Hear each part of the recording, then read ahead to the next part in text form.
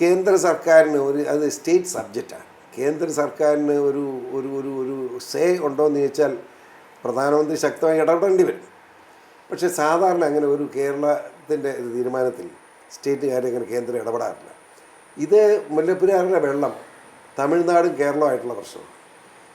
കേരളത്തിലെ മുല്ലപ്പെരിയാർ ഡാം കെട്ടി അവിടെ നിന്ന് വെള്ളം തിരിച്ച് കുമിളി കൊണ്ടുവന്ന് തമിഴ്നാട്ടിൽ കൊടുക്കും. തമിഴ്നാട്ടിലെ 5 ജില്ലകളിൽ വെള്ളം, കൃഷിയും കുടിവെള്ളവും ഇതാണ്. ഇപ്പം ഡാം പൊട്ടിയാൽ, ഈ ഡാം പൊട്ടിയാൽ ആർക്കാണ് നഷ്ടം? കേരളത്തേക്കാൾ 35 ലക്ഷം ജനം കേരളത്തിന് പോകും. അതേസമയം തമിഴ്നാടുകാർ മനസ്സിലാക്കേണ്ട ഒരു കാര്യമുണ്ട്. ഇനിയൊരു ഡാം കെട്ടിത്തീരാതെ തമിഴ്നാട്ടിലെ 5 ജില്ലയിൽ കുടിവെള്ളവും കാണുകയില്ല, കൃഷിയും കാണുകയില്ല. അതെവിടെ പോകും? തമിഴ്നാടിൻ്റെ ജനങ്ങളുടെ ആവശ്യമാണ് അവിടെ ഡാം പുതിയത് പണിയേണ്ടത്. അത് തമിഴ്നാട്ടിലെ ജനങ്ങളെ പറഞ്ഞ് മനസ്സിലാക്കാൻ ആളില്ലെന്നുള്ളതാണ് നമ്മുടെ കേരളത്തിൻ്റെ കുഴപ്പം. ഇവിടെ അതല്ലല്ലോ. ഇവിടെ ആർക്ക് ചക്രം കിട്ടുമെന്നല്ലേ നോക്കുന്നത്. 100 കോടി രൂപ തമിഴ്നാട് ബഡ്ജറ്റ് വെക്കും മുല്ലപ്പെരിയാർ. അത് ഓഡിറ്റില്ലാത്ത ഡിപ്പാർട്ട്മെൻറ്റില്ല വെക്കുന്നത്. ആ രൂപ എവിടെ പോകുമെന്ന് അന്വേഷിച്ചാൽ മതി. അപ്പം മുല്ലപ്പെരിയാറിൻ്റെ പ്രശ്നം എല്ലാവർക്കും മനസ്സിലാവും. ഇവിടുത്തെ ഏതൊക്കെ രാഷ്ട്രീയ നേതാക്കന്മാർക്ക് തമിഴ്നാട്ടിൽ ഒന്നാന്തരം തോട്ടങ്ങളുണ്ടെങ്കിൽ കൂടെ ഒന്നുകൂടെ അന്വേഷിക്കാം. മനസ്സിലായില്ല? ഇവിടുത്തെ ഏതൊക്കെ IASകാർക്കും തമിഴ്നാട്ടിൽ തോട്ടങ്ങളൊന്ന് അന്വേഷിച്ചാൽ ഈ 100 കോടി രൂപ എവിടെ പോയെന്ന് മനസ്സിലാവും. ഞാൻ പെറ്റീഷൻ കമ്മിറ്റി ചെയർമാനായിരുന്നപ്പം മുല്ലപ്പെരിയാർ സന്ദർശിച്ചു. 5 തവണ ഞാൻ പോയതാണ്. എൻ്റെ 3 റിപ്പോർട്ടുണ്ട് നിയമസഭയിൽ, അറിയാമോ? ഇത് പൊളിച്ച് മാറ്റാൻ സമയം കഴിഞ്ഞതാണ്. അതിൻ്റെ ഈ അടിയിലേക്ക് പോയിട്ടുള്ള രാഷ്ട്രീയക്കാർ ആരാന്ന് ഞാനും EJ അഗസ്തിയും മാത്രമേ ഉള്ളൂ. ഞങ്ങൾ രണ്ടുപേരും അതിനകത്ത് അടിയിലോട്ട് തങ്ങിപ്പോയി, താഴെ വരെ പോയി. ഞാൻ മുഴുവൻ നോക്കി കണ്ട ആളാണ്. മുഴുവൻ തോട്ടിൽ നിന്ന് വെള്ളം ഒഴുകിക്കൊണ്ടിരിക്കുകയാണ് അടിയിൽ കൂടെ.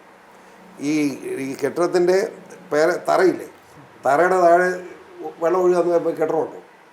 അതാണ് മുല്ലപ്പെരിയാർ നടന്നുകൊണ്ടിരിക്കുന്നത് എന്ന് ആലോചിച്ച് നേരിട്ട് കണ്ടവനെ. അത് കാണിക്കാതിരിക്കാൻ അവർ നോക്കി. പക്ഷേ വേറെ ഒരു ഉദ്യോഗസ്ഥന് കാലം കണ്ടുപിടിച്ച് ഞാൻ പോയി താഴെ ഒറ്റ ഈ കമ്പിയിലുള്ള ഗോവണിയാണ് താഴോട്ട്. അവർ ലൈറ്റ് ഇല്ലായിരുന്നു. ഞാൻ ഇറങ്ങുന്നുണ്ടപ്പോൾ ലൈറ്റ് ഇട്ടു. അപ്പോൾ സുഖമായിട്ട് ഇറങ്ങിപ്പോയി. കണ്ട EJ അഗസ്തി MLA ആണ്, അദ്ദേഹം ഉണ്ട്. നേരിട്ട് കണ്ടാണോ? ഇത് വലിയ അപകടകരമായ നിലയിലാണ്. ഇത് പറയുമ്പം തമിഴ്നാട്ടിലെ ആളുകൾ സമരമായിട്ട് കുമ്പിളിക്ക് വരുന്നു. അവരെ പറഞ്ഞ് മനസ്സിലാക്കണ്ടേ? അവരെ തമിഴ്നാട്ടിലെ ജനങ്ങൾ ഇത് പൊട്ടിയാൽ നിങ്ങൾക്ക് ജീവിതത്തിൽ വെള്ളം കിട്ടുകയെന്ന് പറഞ്ഞ് അവരത് മനസ്സിലാക്കിയല്ലേ? അതിന് ആളില്ലല്ലോ. അതും 2 സ്റ്റേറ്റ് തമ്മിലുള്ള അടിയാക്കി മാറ്റി എങ്ങനെയെങ്കിലും അത് സംരക്ഷിച്ച് നിർത്തി പോകാനാണ് പോകുന്നത്. അത് പൊട്ടി 35 ലക്ഷം ജനം വെള്ളത്തിൽ പോകലേ. ഒരു ഉദാഹരണം പറയാം. അതിൻ്റെ വെള്ളം എവിടെ, ഈ വെള്ളത്തിൻ്റെ ഒഴുക്ക് മാത്രം ആർക്കും നിയന്ത്രിക്കാൻ കഴിയില്ല.